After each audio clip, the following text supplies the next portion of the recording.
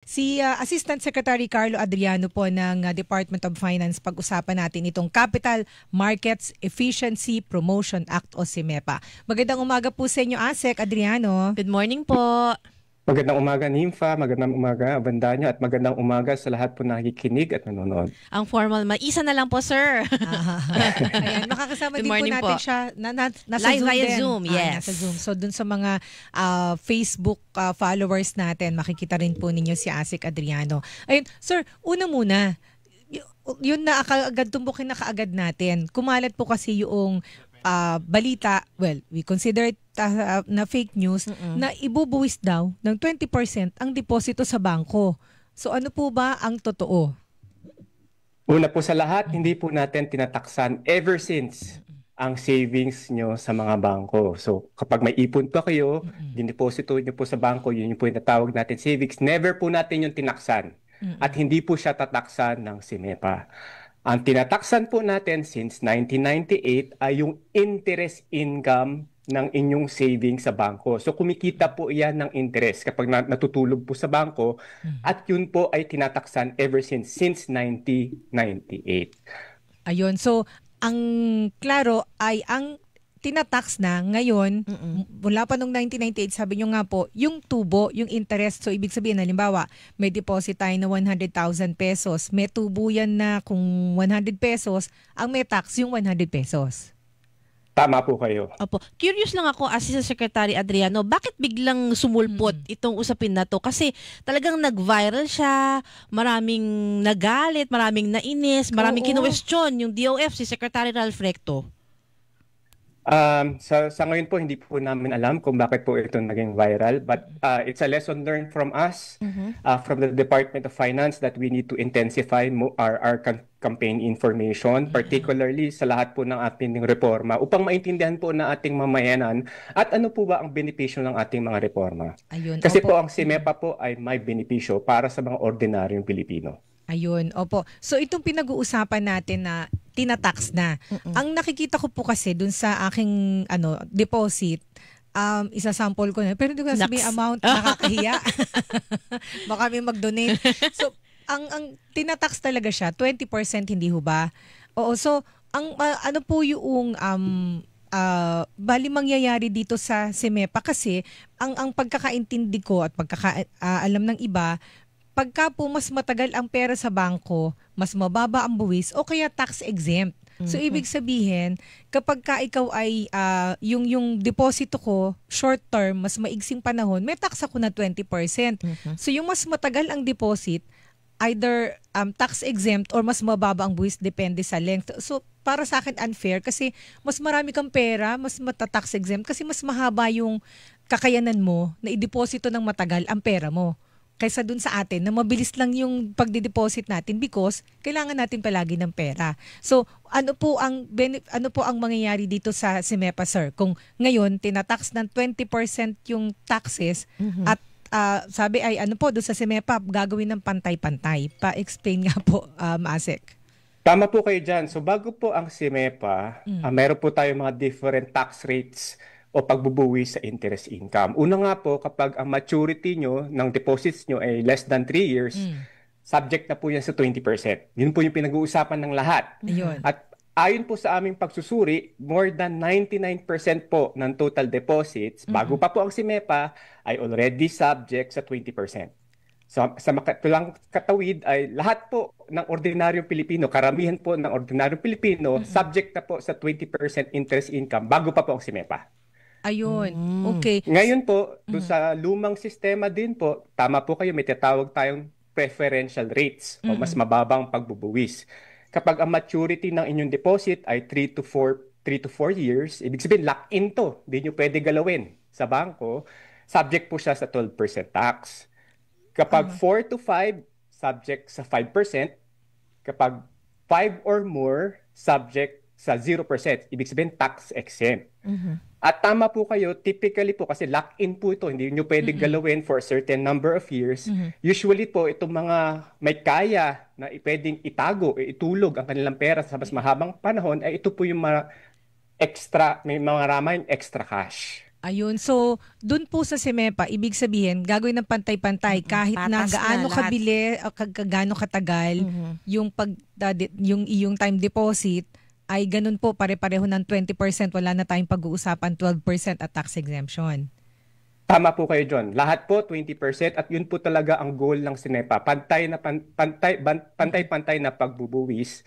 Dahil po, as mentioned kanina, ang ordinaryong Pilipino, subject na sa 20%, pero yung may mga maraming extra cash, tax exempt pa minsan. Ayun. Kaya po natin pinagpantay-pantay. Aha. So kung tungkol dito sa tax na ito, sa interest po ng pera sa bangko, walang magiging pahirap doon sa mga tao ngayon.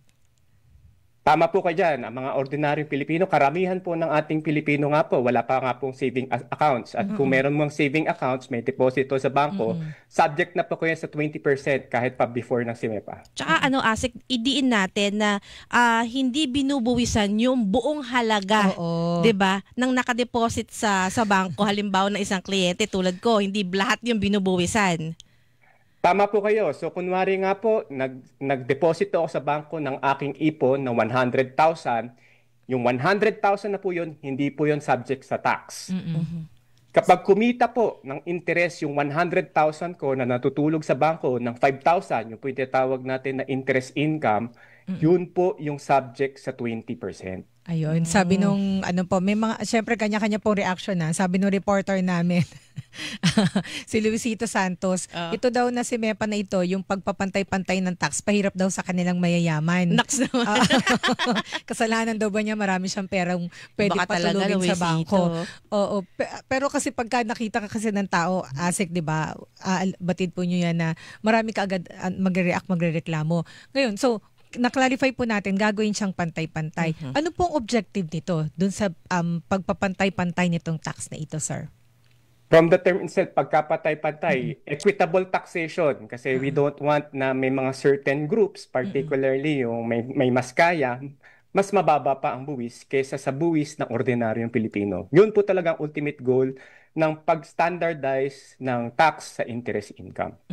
Pero yung pinag-uusapan nating interest dito,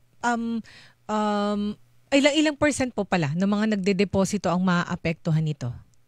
Bari nga po sa aming pagsusulit, bago pa po ang SIMEPA, more than 99% po ng total deposit subject na po sa 20%. Around 0.4% of the total deposits lang po ang may mga preferential rates before SIMEPA, yung mas mababang buwis. So, konti lang po ang matatamaan nitong ating SIMEPA. Okay. Ito pong SIMEPA, para lang po mas maunawaan ng ating mga kababayan, kailan po ito naging ganap na batas, sir? Effectivity siya July 1, 2025 at prospective po ang itong pag-implementa. Ibig sabihin po, kung meron po kayong time deposit contract before July 1, 2025, nandun pa rin kayo sa preferential rates. So, hindi pa rin kayo subject do sa 20. Okay. So, bale, yung mga mga bago lang po, tama po ba? Mga bagong kontrata after July 1, 2025, yun na po, lahat na po, subject sa 20%. Ayun. Tsaka inote natin na yung kasing actually ang interest ng mga deposito, yung regular deposit, di ba sir, maliit, halimbawa, ewan ko, parang time deposit, ganun dun, 6% ng, halimbawa, 6 or 5% annual ang interest, di ba, sa bangko? Tama po ba? Ang interest po, tama po kayo dyan, kapag mas mababa po yung maturity, mas mababa po yung interest. At kapag mas matagal, mas malaki po yung interest. Pero po yung interest po kasi typically nakadepende po yan sa inflation natin. So kapag mas mataas yung inflation, typically po mas mataas din yung interest kahit doon sa mas mababang maturity. Opo. Assistant Secretary Adriano, ano pong may papayo sa ating mga kabayan dahil nga po dito sa mga lumutang na mga balita sa social media lalo kasi pumutok ito, di ba? Tapos sinasabi nila, ayoko na nga mag-deposit ito kasi may ganyan-ganyan palang nalalaman ng DOF, ang Department of Finance. Ano pong maipapayo nyo sa kanila? Kasi baka may fear na sila na ayaw na nilang mag-deposit kasi baka, yun nga, ang akala nila, bubuwisan yung buo nilang ipon, etc. Ang payo ko lang po hindi nyo po mararamdaman kasi ever since nga po, subject na po kayo sa 20% interest tax. At ang mapapayo ko pa kayo, kung natatakot pa rin kayo na mag-iwan ng inyong savings sa bangko, ang SIMEPA po ay pinabaabaan naman po ang mga taxes sa capital market. So kung ayaw nyo po ilagay sa bangko, pwede po kayo mag-invest sa capital market kasi nga po una, binabaan namin yung stock transaction tax from 0.6 to 0.1%. Pangalawa, binabaan pa po namin yung documentary stamp tax sa issuance of shares of stocks from 1% to 0.75%. At pangatlo, may mga tinanggal po kaming documentary stamp taxes na related sa capital market. So kung natatakot kayo na maglagay ng inyong ipon sa bangko, pwede po kayo sa stocks kasi nga po with SIMEPA, binabaan pa po namin ang taxation. Ayun, yun yung gusto ko din itanong kanina, kaya in-establish muna natin yung pinag-usapan natin. Objective ho ba? Kaya ako natanong kung bakit binago yung tax rate. Objective ho ba nito na mas maingganyo yung mga tao na kesa patulugin yung pera sa time deposit ay i-invest sa stocks kung saan mas, although may risk, mas malaki yung chance po na mas kumita ng mas malaki. Tama po kayo. From the title itself ng batas, it's Capital Market Efficiency Promotion Act. At ito po talaga ang layunin nito. Ang layunin nito is to promote capital market. Ngayon, kung sa tingin nyo dahil kuwari may time deposit kayo, ngayon subject na sa 20%, pwede naman po kayo mag-invest sa capital market kung saan nga po binabaan pa natin yung tax. At most of the time po, mas malaki po ang pwede natin kitain sa capital market kaysa itago siya sa time deposit. Ayun. So, isa po ito doon sa objective. Kaya lang, hindi parang yung binanggit po ninyo na 99% ng tawag dito, na nagdi-deposit, parang hindi naman, hindi mo masasabing ganun din po kalaki ang percentage na naiintindihan yung paglalaro sa stocks. So, kailangan ng financial literacy pa rin po. Kahit ako, hindi ko naiintindihan yung sa stocks Tama po kayo. Kaya po, isa po yun sa mga mandato ng DOF, ng Department of Finance, Financial Inclusion and Literacy. At pagpapatuloy-tuloy po namin itong info campaign namin, itong mga tungkol sa stock market, kasi nga po, isa po talaga ito sa objective namin. Na mag-encourage po ang mga Pilipino to invest in the stock market para po may diversify po ang kanilang mga sources of income. Ito, Asek, maganda yung question. Yung po bang investment or savings sa gobyerno, like sa MP2 savings, sa MP2 SSS, ng pag-ibig. Yes, ng pag-ibig, kasama ho ba ito, Asek? Magandang tanong po yan. Yung mga government savings program po ng SSS, GSIS, Pag-ibig, including po yung MP2, tax exempt pa rin po yan. Hindi po natin ginalaw yan with SIMEPA. Ayun. So wag po mag-alala ang ating mga kababayan, tax exempt po rin po yung mga yan. Ayun, okay. Good. Oo. Kasi kasama po yun doon sa mga kumakalat, Asek, na pati yung mga savings natin henceforth itatax ng ganun. At yung isa pa pong ito din, mga reaction din. Bakit ho ano ba yung goal dito? Meron ho bang projection na makukolektang tax from this dun sa pagtataas po ng tax sa interest? Inuulit-ulit natin yon para ma-emphasize natin. So, magkano, meron na hubang projection kung magkano yung malilikom ng gobyerno dito sa papantay-pantay po ng taxes sa interest? Meron po, pero hindi naman po ganun kalaki po yun. Bago po namin i-propose ito pong mga proposal na ito, definitely meron po kami mga revenue projection dyan. Ang masasabi ko lang po, meron pong konti tayong makikita mga incremental revenue sa interest income, pero marami po tayong negative dyan din. Kasi marami pong binabaan na taxes ang SIMEPA na related sa capital market. Na hindi po, yun po yung hindi napag-usapan. Ang napag-usapan lang po is the 20% tax. Pero hindi po napag-usapan yung mga binabaan namin mga taxes for some reason. Kagaya ho nitong binanggit nga ninyo na bababaan ng gagawing 0.1% yung sa stocks, yung sa mga documentary stamp tax. Although, hindi ho basta maa-absorb kasi ng mga tao yan. Kaya ho hindi siguro napag-uusapan because hindi nga po nakararami yung marunong mag-invest sa stocks.